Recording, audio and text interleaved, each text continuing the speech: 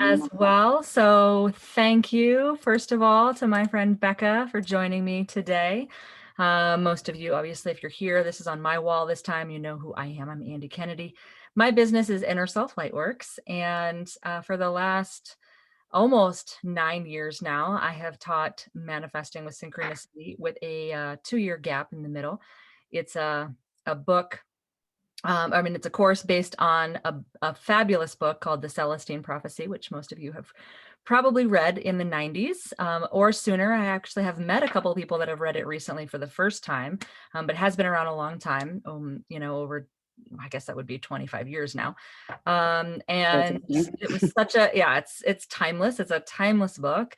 You can read it anytime for it to really work its magic on you. There are 9 insights within the book, and the course that I have developed, Manifesting with Synchronicity, is based on that, and that is our guide through this. But I also add in my own flair and tools and experience, and it's just a really fun journey that I taught last year twice through the pandemic, which was a really, really interesting time to be doing this kind of work. So that's why I've got some of these friends of mine coming on to share their insights with you guys.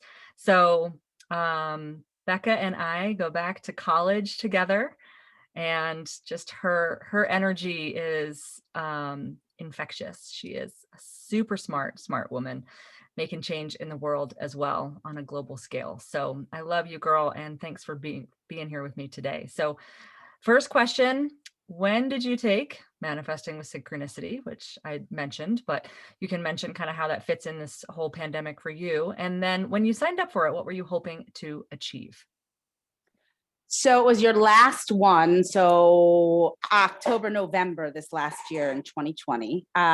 So I'd been undergoing a lot of transformation and changes, and I had been reading lots of things and really, going deep. And I saw this, and I just kind of felt like this was the next step for me. Um, I was always aware of energy and everything like that, but this book really like solidified, I don't know, so much for me. It really changed my life. It was so synchronistic, I guess. I never really used that word, I don't think, before this class. But I learned, I always believe things happen for a reason, right? But the idea of expecting synchronicities is life changing, right? So it all kind of worked out at the perfect time. My life really, and it really was, because I was going back looking at things, and I was like writing some letters or some things that I had, some notes. I've been really into journaling and documenting things, and I found something. I was like, I'm on week 8 of my Manifesting with Synchronicity course. My life is so in sync with the Celestine Prophecy now. Such a great realizations at the perfect time. I wasn't open to allowing feeling to guide me before. I was overthinking everything. But now I'm just surrendering and giving into the flow so that I create ease and joy in every moment of my life. Just today, I caught myself with a negative statement and realized where I was being held back. And that knowledge is power to make more changes. Ah, thank you for sharing that Oh vulnerable. God, I'm gonna freaking I know. cry a I lot was just saying, look at me. today. I'm like totally all verklempt listening to that, because and I just had a crazy like 2-hour amazing astrology reading Oh, I with just saw that all, on Facebook. That was all great. sorts of stuff. So I'm like, oh my God, check out Marcia at Star Sister Astrology, because I'm already in that space of like, I might cry. But the things that jumped out at me there were like the right place at the right time. We're always at the right place at the right time. And if we can just slow down and listen and look and appreciate, and I think listen is the biggest piece of it, That's right? what it And is. it is, right? Opening And up to it, so knowing it's there. You know what I opening up to mean? listening, right? Yeah. Yeah, just priming the pump. And I feel like when you said, expecting, so that's not something that came up in the previous 2 interviews. And so I'm so glad you brought it up, because expecting the flow, expecting synchronicity, and that's the key to manifesting in a way, is in the kind of upper insights, we start talking about what it looks like right before the synchronicity. right? So you like see 1111, or your friend calls and you were just thinking about her. And we always get chills, right? When that happens and we're like, oh, so creepy or whatever. And then what we learn in this class is what happened right before that? What was I doing right before that? And how is that energy malleable, That was the right? other thing I wrote down one of my notes there. I was like, pure energy malleable is malleable to human intention, and energy flows out into the world and affects our energy systems. Like, and I always got that, but I never understood it or like was able to feel it and like have it such a part of my life that it is now. Yeah. I can Yeah. harness it. Yeah. Yeah. I mean, it's like unformed clay, right? Like the sculpture is already in there. You just have to, Hmm. you know,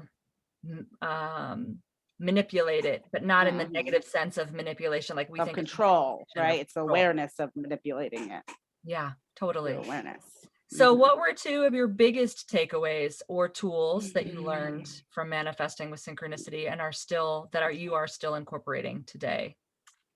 The idea of getting stuck in patterns because of control drama. That was like, oh, like, holy shit, that's everything. Like it explains so much. And I mean, I always knew I was in patterns and stuff, but it never really like dawned on me like that idea of control drama and that struggle that you just keep on going. And it is so easy to stop when you're ready to stop it, and it takes a lot to be ready to stop it. And I was already through the process looking at my life differently when I was doing this, so it was really just the way to reflect back and be like, oh, that's what it was. And now just being able to make sense of it all, and to really try to, even with my son, I see control drama sometimes, and I'm like, and I'm not winning all the time, right? But I have to go back to this point of like, where do I want to be with this? So really just being aware of this struggle that can occur Yeah, and trying to yeah. drop it. And before this course, I had heard the term courting.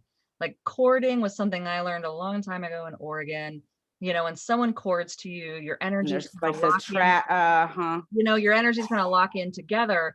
And so I'd always thought of courting as like, oh, they've courted to me. Hmm. I'm not courting to them.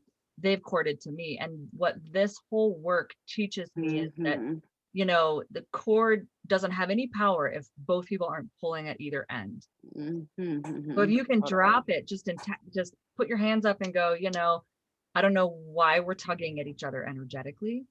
Hmm. But let's take a moment or a lot of moments and step back and get into that space of awareness around the energy. Hmm. And the big piece of, and control drama always comes up. It's come up Hmm. so far in 3 out of 3 interviews. I think it's the biggest takeaway from this course is that other people's energy is intrinsically connected to ours. It's Hmm. not, doesn't even have to be a marriage or a mother's son or Hmm. a Hmm. parent. Right, it can be everything. I mean, It can anything. be how we all connected in and courted with, the politics or the Hmm. Hmm. any of the, race or sex awareness that we've been having over the last 3 to 5 years, right? It's like Hmm. you can still connect into energy that's not serving you. And so when we connect Hmm. into source energy, which is really what we drive home, right, in this over and over in the third insight and the fifth insight and the seventh insight in the ninth, and Hmm. it's like repeating, like, how do we drive home that awareness and strength in connecting into source, whether that's through nature or food or Hmm. prayer or pranic Hmm. meditation. Connect to Hmm. source multiple times a day to restore your energy, right? Right. And that was totally like that other second one for me is the idea of, in other ways, that I have to only get I mean, it makes sense. We always hear it, but like I never really got the idea of connecting with only source for myself and not having attachments to people and things. And even with this, I was able to see in a situation of my energy depending on other people or other things and other situations, and just that cut and creating like that energy depending on me and what I do. Even recently, like just this week, I've had an interesting February, and in the beginning of March. And there's just been a lot of things, a lot of lessons, I think, that I have to go through to get me to where I'm going. It's all part of the process and these lessons that I'm learning and how to react to them. And it all comes down. I've the last 2 weeks I've been a little like, oh God, I got to get myself back together because I've been kind of feeling out of control again. And the only thing that kept on coming to my head is like, Becca, get into nature, get into moving, get into start doing your exercising. I hadn't been surfing since February 5th. And it's like that whole month I felt like shit. Well, I hadn't been in the water a couple times a week. Like that's a big thing. Like, how can I not do that when that's what makes me feel good? That's my source. That's what fills me up. So that knowing that, all right, these things are going on and they're affecting me, but if I stay true to this, it's not going to matter, right? Right. Right. Balance and self-care and, blocking that time for yourself and really, you hear people say, well, the practice of winning the day, right? Like starting, and I know you guys start your day the same, on the beach.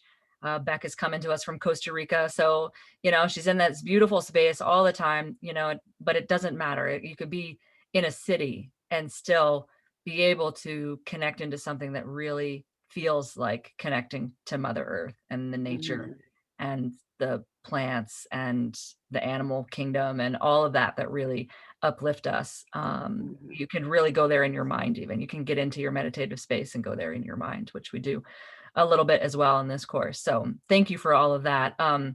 So as far as manifesting, because that's what we build up to is like really creating a life of our dreams. What things do you feel like you have manifested through, manifesting with synchronicity? I am manifesting a new life. This is a big one. It takes a while to process. I have really manifested, I guess, let's say, the opening of new opportunities. It's still very much in process for me. Like I said, I've had some ups and downs, especially recently. And like, but I know the way I'm reacting to these, like I have to be able to react differently to be able to move on. So I might not have like a tangible thing that I'm like, oh, this came out of it and now I'm living the dream here. We're not there yet. But I can see the dreams is becoming, my reality is becoming my dream. I'm like able to work through, and now I see, if I have an interaction with someone, instead of thinking like, what is that, why is that affecting me, like what is it that I need to learn in myself to switch that, because it's not them, it's my reaction to what's happening. So I Hmm. feel like just those like life tools of being able to get by and understand things have been like the point of what I've needed to help like all these big shifts going on Hmm. in work. And there's been some opportunities that have come up that I'm working on and I'm still working towards, and but I've seen it on paper like, oh, this is exactly what I want, right? So it's Yeah. like I'm closer than I ever was. I got that paper in the beginning of January, so that was after the course. Yeah.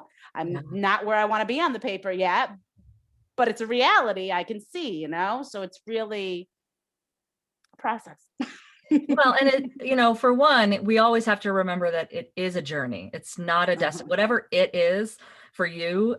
It's not a destination. You never arrive. You're always Right. evolving. You're always shifting and transforming and creating. And when you're not shifting and transforming and creating and evolving, then something's wrong. That's, Mhm. the bigger your dreams, the bigger the hiccups, right? The energetic roadblocks, if you will, the challenges, so that, for us to create bigger, we have to overcome some stuff that's bigger. Oh, And and I love our that. You sent me that quote. You sent me yeah, that quote when I was just having a rough time 2 weeks ago. And I've had yeah, that in my notes and yeah, really have been focusing on that. Like that's yeah. the way to get That to that one next jump. That one came from Dean Graziosi, and it actually came to me in a text because I've Mhm. signed up for his like, text bot. And I mean, I know it's him writing that stuff. It's not necessarily a bot, but it comes to you like, it comes to everyone else. Like Mhm. his whole list gets that text at the same time.